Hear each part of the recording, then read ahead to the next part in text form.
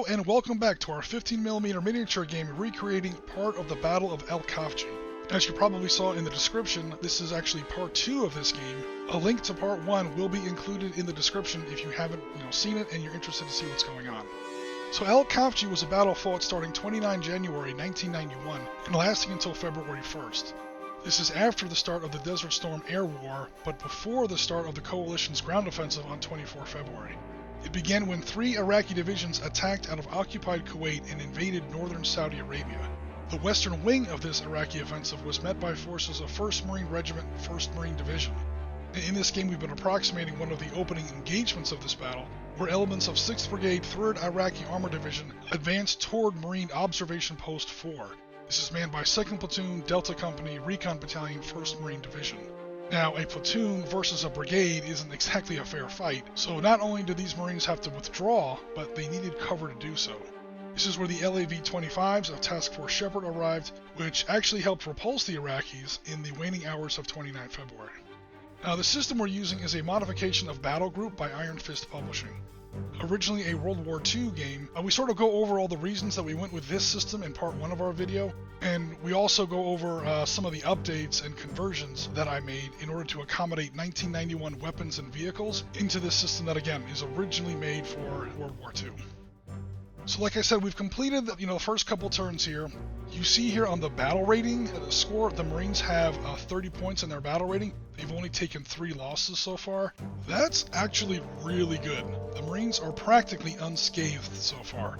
They have only sustained 3 battle rating damage points against their total pool of 30, while the Iraqis, I believe, have taken 22 out of 30. And that sounds really bad, and it is really bad.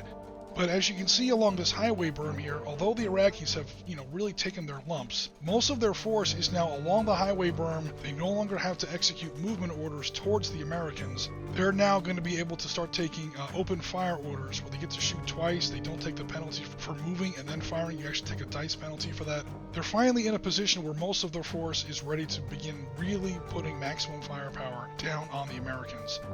So yeah, we'll see how this gets going in the second part of this game.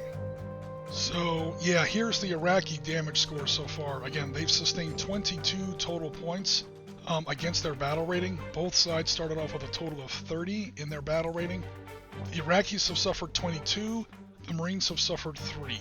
So far the Marines are running the table, but we're going to see if they can continue that going forward. Okay, to start things off on Iraqi turn 3, we're going to go ahead and roll for orders. In a company-sized game, that's 3 dice that you get to roll for orders. That's going to be a score of 11. Now they also get to add 1 for each officer that they have in their force. They started with 5, they did lose 1 so far, so now they're down to just 4. Nevertheless, that's 11 plus 4 equals 15. 15 total orders. That's going to be more than enough to move their entire force. Okay, the Iraqis are in something of a desperate position here, so they're going to go for a bold strategy. They're going to use the tactical coordination order, which is kind of dangerous. It's kind of risky, especially when they're this close to the end, but they're going to go for it. They're going to draw an additional battle rating damage token against themselves to try and unpin that T-55 preemptively, in other words, before the end of the turn. And what that's going to allow them to do is shoot twice during this turn. I have to roll against the Iraqis' troop quality. If I can get it in the box, okay, boom, they finally got it. Okay, that means that T-55 now unpins now instead of at the end of the turn. That's the good news. The bad news, I do have to draw another battle rating token, and it's a 3. Okay, that was kind of expensive. I was hoping for a 1 or a 2 there. But now the Iraqis are even closer to defeat. The good news is those 2 T-55s are about to unload. Alrighty, so now it's time for the Iraqis to perhaps get a little bit of payback. The next 2 orders I'm going to give are going to be to these surviving T-55s to draw fire on these Humvees, 1 carrying a Mark 19, 1 carrying a tow launcher, assuming the T-55s can make their observation check. The first one makes it with no problem. Now the second T-55 will also try to observe, and he misses. He tries on his second shot, he makes the second one. Okay, so he misses his first shot. That basically means we'll have 3 shots now from those 2 T-55s. I'm just now getting the range and the armor piercing to hit number, applying the cover bonus for the Marine vehicles, and that looks like 2 hits. The 4 and the 5 are going to be hits. That 3 is a miss. But that's okay because, you know, guess what? A D10 100mm gun against soft-skinned vehicles. Yeah, there literally isn't even a roll or a rule for that. Those Humvees are pretty much out of gas. So now the Marines are going to have to draw 2 more battle rating counters out of the bin, drawing blindly here, and let's see what we get. And oh, you know it, yes, the Marines just drew an air attack counter. I promise that was an honest draw, guys. I wasn't editing that into the video there. The Marines are going to have some helicopters coming on the board here very shortly. So within those battle rating counters, besides just the values, you also have these special events which can really help turn the game. So yeah, things are about to get really interesting. Turns out I don't have a Marine AH-1 Super Cobra to put on the table here in 15mm. So I'm going to have to go ahead and substitute an Army AH-64 Apache. Now don't worry, we'll still use Cobra stats, because if an Apache actually showed up on this table with its full loadout and full weapons, this game would instantly be over. Go ahead and trust me on that one. Okay, I didn't really expect this to happen, so I'm going to have to go ahead and approximate these toes for the Hellfires that Marine Super Cobra would probably be firing in 1991. Now we do have a system for Iraqi air defense as well. So the Iraqi force does include an SA-7 Grail. That's a man-pads, man-portable air defense system. Basically, it's a shoulder-fired surface-to-air missile that they're going to be firing against the Cobra to try and shoot it down. Obviously, these don't exist in original Battlegroup at all, so I totally had to make this up. We're going to give the Iraqis 2d6. They need a 6 up to try and shoot down that helicopter, minus whatever countermeasures that the Cobra has. We're going to assume that the Cobra has countermeasures of 2, even if it's only just an airborne, a radar warning system lets the pilot know that he's been locked on, so we can take evasive action. So we're looking at a target of 6 plus 2 makes 8. 2d6. The Iraqis need an 8 up to shoot down that helicopter before it gets a chance to really unleash its missiles. This is a really important roll, and whoa, there it is! Somebody's getting invited to Uday Hussein's next pool party, that's for sure. We got a Super Cobra down, we got a Super Cobra down. Okay, there's something you hope you never see. A crashed American gunship there in the middle of the battlefield. Usually destroyed aircraft require the owning player to draw 2 battle rating counters, not 1. So for the Marines, I went ahead and drew 2 counters, and it looks like we wound up with 2 3s. Alright, this might sound strange. I'm actually kind of glad this happened, because like I was saying before, the Marines were really running away with this game, and no sooner did the Iraqis finally get a decent fire phase than the battle rating draw gave the Americans a freaking gunship of all things. So yeah, to keep the game going at least a little bit, that was actually kind of good news. Not so much good news for the Americans, obviously. The Iraqis are still losing, but they are starting to close the gap on the Americans a little bit. The score right now is 13-25. Again, in a real battle group game, you would not reveal the values on your counters. Those are secret. But here for a solitary game, yeah, the score is 13-25. Alrighty, now that the Marines are done playing around with crashing helicopters, the Iraqis are going to go ahead and continue their turn. Their next order is going to be to move that RPG team forward and start taking shots at the rest of these American positions here on the Marine left wing. So that one RPG team is pinned. You can see it there with the little yellow 1 on the dice. That's a pinned unit, but the unit behind them is not. So movement for infantry in Battlegroup is usually 5. And I'm going to go ahead and bring up my other RPG team. That's a 4-man team, 2 RPG gunners, and 2 assistants that are carrying the backpacks with extra rockets. So even though there's 4 men in the team, only 2 RPGs are actually going to be firing. The other 2 are only assistants. Technically they have AKs that they can also fire. But yeah, for RPGs it's just going to be the 2. So the first thing I'm going to have to do is make sure that I can observe.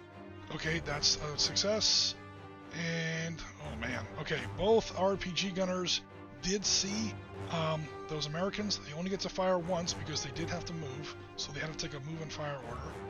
Now that I know I have them observed, I'm going to have to go ahead and measure the range here.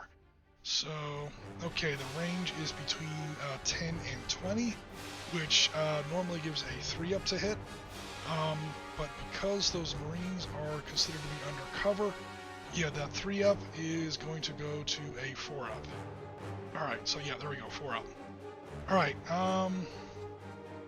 against those targets there, yeah, because they're behind the berm and they're in those trees. Cool, so here we go. Oh man, okay, both RPGs hit. Oh, I should also mention that I was going for aimed fire here, not for area fire or pinning fire. I'm actually trying to blow up some people so I can force the Marines to draw more battle rate encounters.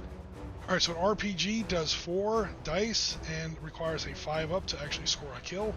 So both RPGs hit, so it's going to be 8 total dice.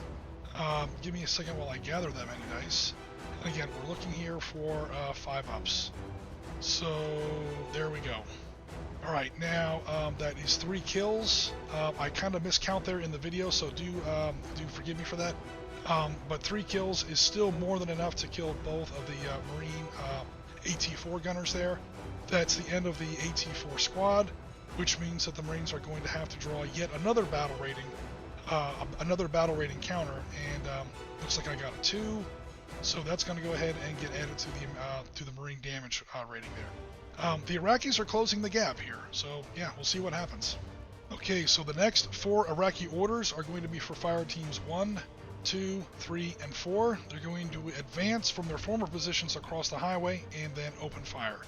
So first, these 2 teams are going to try to engage those Marines behind that burning BTR, and then these 2 Iraqi fire teams are going to open fire on these on first squad that's way back here, still back here by the sand berm. Okay, so first Iraqi fire team is going to try to observe. He gets 1 chance because he moved. Boom, he succeeded. Second fire team has moved and fails to observe, so they won't be firing at all. Only first fire team gets to shoot because they spent their first action moving. Okay, so now let's go ahead and build the fire pool for that first Iraqi fire team. We've got 1, 2, and 3 AK-74s in there, or AK-47s, assault rifles basically, and then 6 from the PKM. I probably should have thrown that squad leader in there as well, but he's kind of back behind the BTR. I have a strange feeling that the Iraqis aren't going to need the additional firepower. The chance to hit is normally a 4 for small arms at this range. We're going to jack that up to a 5 because the Marines have partial cover behind that burning BTR. So here we go. We're going to roll a whole bunch of dice, and the Iraqis are looking for 5-ups. And yeah, it doesn't matter. There's only 4 Marines in that fire team. They are now all casualties. We're going to go ahead and remove them from the table, and that is considered a destroyed unit. For modern battle group, I tend to consider fire teams rather than squads, full units. And the Marines have drawn a 2, and that's going to be added to their score. So, yep, there we go. That second Iraqi squad is going to go ahead and take its fire phase now from way back there by that highway berm, and they're going to try to sort of clip the side off of 1st Marine squad way back here by their own defensive berm, keeping an eye out on the line of sight obstruction by that crashed helicopter. Now they only get 1 fire phase here because they did have to move up to that position. Only 1 of them made their observation check, which means we're only going to get 1 fire phase out of 1 fire team. So that's actually not so bad. Also, the range is pretty long for small arms, so given the fact that the Marines are also undercover and get a bit bonus for that, the Iraqi chance to hit was a 6. However, with all those dice, they did manage to score 2 6s, so that will be 2 casualties assessed against this Marine fire team back here by the berm. Now, that means that the survivors are also pinned down. The good news is that unit is not destroyed, so the Marines do not have to draw another battle rating counter. For the last Iraqi action of this turn, we're going to go ahead and take a double fire order from that BTR-60 there. Yeah, that last one there. And he's going to take a flank shot against this LAV-25 that's up on top of the berm there. So, yeah, a flank shot. I kind of screwed up when I deployed that LAV last turn. What I should have done was left him oriented like that and turned the turret so I could go ahead and get that flank shot I wanted on the T-55. But I didn't do that. I rather unwisely turned my flank in front of the Iraqis. So, yeah. Now, observation from the BTR to the LAV is going to be automatic because that LAV has fired and he's in the open. So now it's just a matter of hitting. Hitting is actually going to be pretty easy.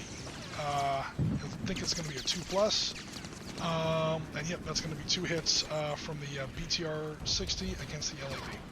So the BTR-60 only has machine guns, I'm happy to say. They're big machine guns.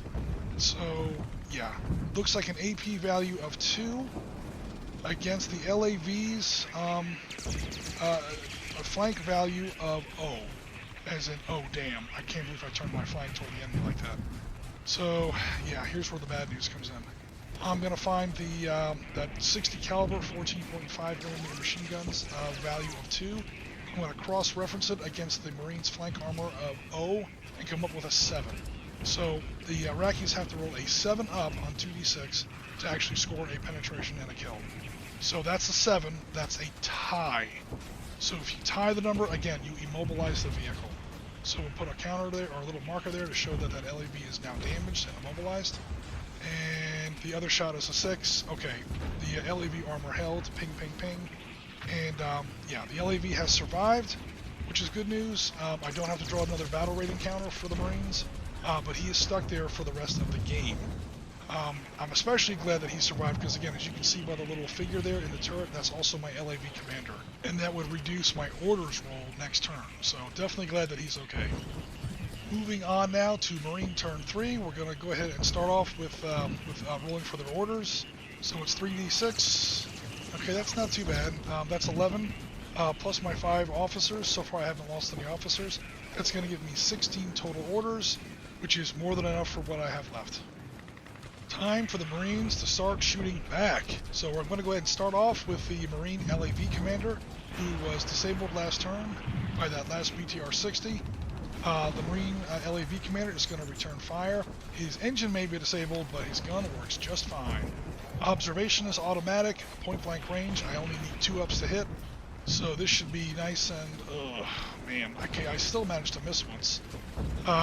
Cool. So yeah, 1 hit with the 25 millimeter. Okay, now it's time to do some damage. So the automatic 25mm cannon at point blank range of 0 to 10 inches has an armor piercing value of 3. Against the frontal armor, because the BTR driver is apparently smarter than I am, the frontal armor of N. So, bigger gun versus better armor. We're probably going to wind up with the same number. Yeah, we do end up with the exact same number. 3 versus an N is a 7. So I'm going to go ahead and roll. I get exactly a 7. Okay, that doesn't kill him because I only tied the result, but it does disable or cripple that BTR-60, so he's stuck there. Next, we're going to go ahead and do the other LAV, who's also going to take a double fire order. Again, observation's automatic. I need a 2 up to hit. Boom, that's 2 more hits. Again, I need a 7 up to penetrate. And there's an 8. Boom, he is now dead. The second shot, just for fun. Okay, that would have had no effect anyway. But no worries, that 8 was enough to finally destroy that BTR. I'm going to go ahead and smoke that fool. And that means that we now draw another counter for the Iraqis. Come on, give me a nice big number. And look at that, I only get a 2. Okay, that's alright. We're getting really close here, guys. So looking here at the score, the Iraqis now have 27 out of 30.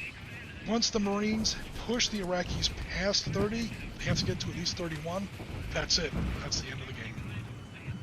Continuing on the Marine left wing. Okay, so first of all, we've got these 2 LAV-25s that fired their main guns already against that BTR. We just saw that. Do they get to fire their machine guns as part of that open fire order 2 against infantry targets that are also right in front of them with an open fire order? I honestly don't know. I'm gonna have to look up that rule later to see if that is actually how that rule works. For now, I'm gonna go ahead and say no, they don't get to shoot because it's a different target. Also, they would have to observe those guys, and they've already made their observation checks. So again, just to not be cheesy, I'm gonna say that they don't get to shoot. This LAV, however, is definitely going to blast these fools. They're almost in like an enfilade position right in front of them. I'm not going to engage the guys that are closest because they have partial cover. I am going to have to observe these guys, and they're in the open from the LAV standpoint, whereas the other Iraqi fire team is actually closer, but it has partial cover behind the BTR wreck. So first, I'm going to try to roll to observe that first Iraqi fire team. I need a 2 up. Okay, I barely made it. So he's going to go ahead and open fire. Now he's got all kinds of weapons here. There's an M240 general purpose machine gun and a pencil mount. Battlegroup usually gives pencil mounted machine guns at 5 dice, so I kept that obviously. M240 in coax position gets 3 dice, and an automatic cannon gets 7 dice. Normally it's 6 dice in Battlegroup, but these are 25mm automatic cannons, not 20mm, so I gave it 1 extra dice. So I've made the observation check. I'm going to go ahead and take my first fire phase. Here we go with 3 dice for the coax machine gun. And okay, boom, that's 1 hit right there. Alright, now I'm going to go ahead and roll 5 dice for the coax machine gun from the commander. And boom, boom, boom, there's 3 more hits. Okay, there's only 4 men in that fire team. The 25mm cannon never even really has to fire. I'm just going to shovel that fire team off the map. That's 1 complete destroyed unit, which gives me a nice big number. Draw from the bin, and I only get a 3. Okay, a little better than the 2 I got last time. So I add that here to the Iraqi damage rating. And wow, look at that. We are exactly at 30. Exactly at 30. The Iraqis are pretty much dead on their feet. In fact, this 1 LAV now is probably going to take a second fire phase and end the game right here. So let's see what happens. I'm going to have to re-observe now because I'm shooting against a different unit with my second fire action. And he fails the observation check. Alright, so this guy, even though he gets another fire phase, for now he's done because he failed that second observation check. So, yep, he's done for the moment. Back over on the Marine right wing, we're going to go ahead and try to end this game with a mortar barrage for my LAV mortar carrier and my 120mm infantry mortar team right beside it. So, the target is going to be these RPG teams that are trying to creep up. They're trying to creep up on me here from the front. So the first thing I'm going to do is I'm going to go ahead and designate. Here we go. That as my aim point for my spotter round. I do have a spotter unit there, that little wall gunner, that is going to be calling in that mission. So that's the aiming point. And we're going to see how good that 120mm mortar carrier LAV is going to be here. So roll a d6 for accuracy. Infantry team. Oh my god. Okay. Really terrible rolls there, obviously. I guess that makes up for the double 6s that those same mortars rolled earlier in the game. So a 1 means that the round is going to scatter by 4d6 in a random direction. So that's not so good at all, to put it lightly. Okay, so for the first one, I'm going to go ahead and roll. Okay, that looks like the 11 inches to the 10 o'clock position. Okay, so again, taking my little tape measure here, getting to 11 o'clock, measuring out 11 inches. It looks like this is going to be the actual impact point. It actually landed closer to my guys than to the enemy. Good job, LEV mortar carrier. I think you need an extra cup of coffee there. Alright, there's a better explosion marker I can put there. That's where the impact actually lands. Any target, friendly or enemy, within 5 inches of that is susceptible to damage, so... And the other one is even worse. He drifts by 12 inches over to 3 o'clock, so I don't even know. Does that even land on the map, or did it literally fall off the battlefield? It's way the hell over there. Alright, so yeah, this mortar barrage, guys, was an absolute waste of time. You guys stink, man. Okay, that's all I'm going to say. You did good earlier, but you let me down here at the end of the game. When you want something done right, give it to Marine Infantry. So we're going to move up this fire team here, up on top of that berm, to engage this fire team behind that wrecked BTR. So movement for infantry is usually 5 inches. Again, 4-man Marine fire teams, 3 assault rifles and a saw. We're going to get the squad leader in there, so he's reconnected back with the squad.